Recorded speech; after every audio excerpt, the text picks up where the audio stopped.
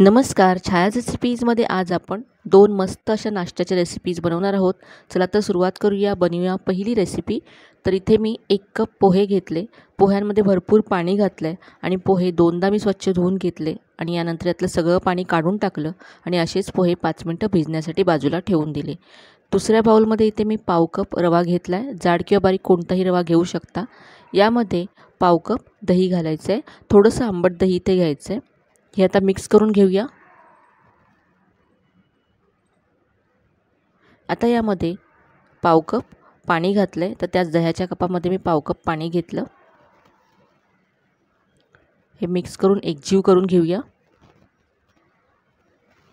आता पोहे आणि रवा दोन्ही मी बाजूला ठेवून दिलं होतं 5 मिनटं. 5 मिनटानंतर हे पोहे छान सॉफ्ट झालेत. तर हाताने असे आपण आता मॅश करून घेऊया. यामध्ये रवा आहे तो मी घातला आहे आणि हे दोन्हीही आता मिक्स करून घेते. छान एकजीव करून मळून घेते. हे मिक्स झालं आहे. सुरुवातीला तुम्हाला हे पातळ वाटेल, पण जसं मळत जाल तसं हे असं घट्ट होईल, गोळा होईल याचा. आता यामध्ये चवीप्रमाणे मीठ घालायचं आहे. अर्धा चमचा इथे जिरं घातलं आहे. यानंतर थोडीशी इथे कोथिंबीर घातली.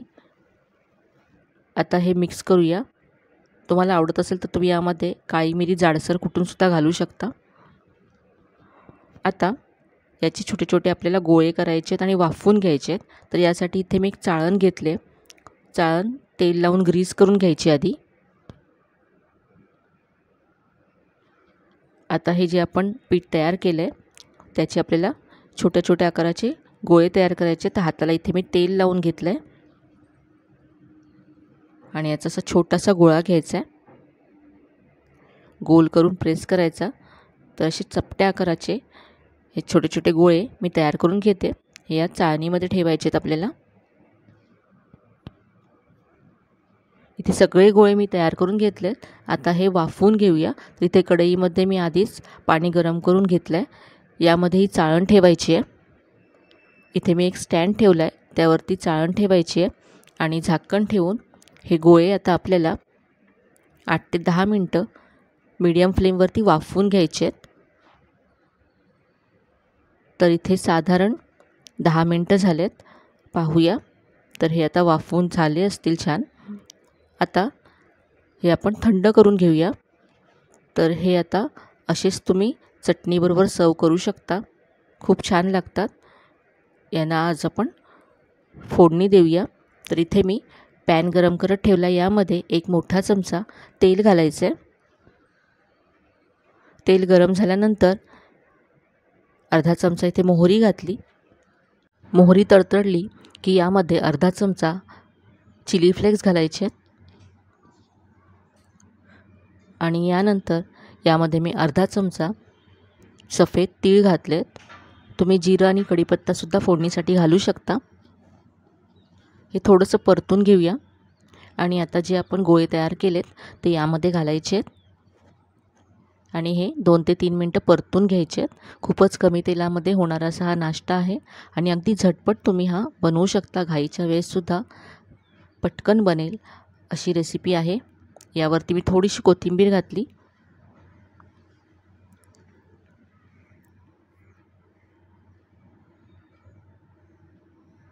तर आता हे तयार आहे. आपण चटणीबरोबर हे सर्व करूया. तर ही होती आपली नाश्त्यासाठी झटपट होणारी कमी तेलातली अशी रेसिपी. आता बनवूया दुसरी रेसिपी.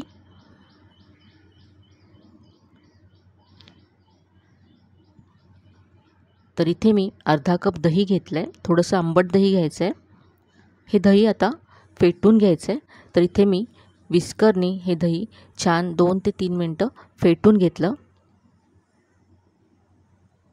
आता यामध्ये 1 कप गव्हाचं पीठ घालायचं आहे. तर नेहमीचं जे चपातीसाठी आपण पीठ वापरतो तेच पीठ घ्यायचं आहे. आता यामध्ये पाव कप तांदळाचं पीठ घालायचं आहे. तांदळाचं पीठ नसेल तर तुम्ही इथे रवासुद्धा घालू शकता. आता यानंतर इथे किसलेलं आलं घालायचं आहे. बारीक चिरलेला कढीपत्ता घातला. बारीक चिरलेली हिरवी मिरची घातली. यानंतर इथे मी अर्धा चमचा जिरं घातलं, चवीप्रमाणे मीठ घातलं आणि बारीक चिरलेली कोथिंबीर घातली. आता हे मिक्स करूया. आता यामध्ये पाणी घालायचं आहे. तर इथे मी 1 कप पाणी घेतलं आहे. यातलं थोडं थोडं घालत हे मिक्स करत जायचं आहे. हे आपल्याला घट्ट असंच हवं आहे.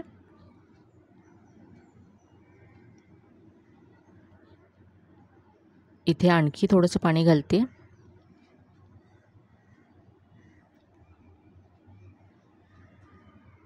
हे पीठ मी असं तयार करून घेतलं आहे. इतपत आपल्याला घट्ट हवं आहे आणि यासाठी मला अर्धा कप पाणी लागलं.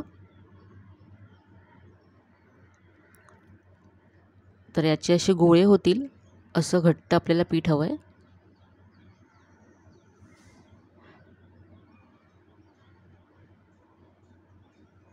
आता यामध्ये कांदा घालायचा आहे. तर कांदा शेवटी घालायचा सगळ्यात. जेव्हा आपण हे बोंड फ्राय करणार असू तेव्हा घालायचा. सुरुवातीलाच घातला तर कांद्याला पाणी सुटतं आणि हे पीठ पातळ होतं. कांदासुद्धा मिक्स करून घेतला. आता इथे मी पाव चमचा बेकिंग सोडा घालते. यामुळे आपली जी ओनियन बोंड आहेत ती छान हलकी फुलकी आणि जाळीदार होतील. सोडासुद्धा असं आता मिक्स करून घ्यायचा. छान फेटून घ्यायचं हे सगळं.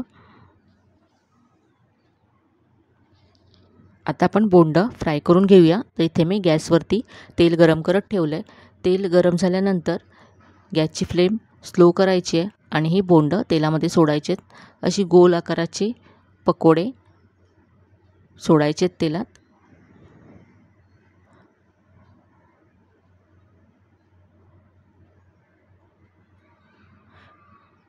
त्याला लगेच आपल्याला हलवायचं नाही आहे. हे असे हलकी होऊन तेलाच्या वर येतील. त्यानंतरच आपल्याला याला उलटून घ्यायचं आहे. पाहू शकता किती मस्त असे हलके फुलके झाले.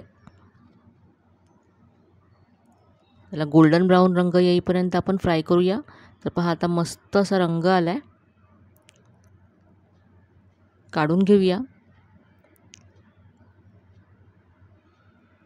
तर इथे आता चटणीबरोबर ही ओनियन बोंड मी सर्व करते. कमी साहित्यामध्ये खूपच चमचमीत आणि टेस्टी अशी ही रेसिपी तयार झाली. तर ही होती आपली दुसरी रेसिपी. तर आजच्या ह्या दोन्ही रेसिपीज तुम्हाला कशा वाटल्या कमेंटमध्ये नक्की कळवा. रेसिपीज आवडल्या असेल तर व्हिडिओला जास्तीत जास्त लाईक करा, शेअर करा. चॅनलवर नवीन असाल तर चॅनलला सबस्क्राईब करायला विसरू नका. चला तर मग पुन्हा भेटूया अशा छान छान आणि नवीन नवीन रेसिपीसह. तोपर्यंत धन्यवाद.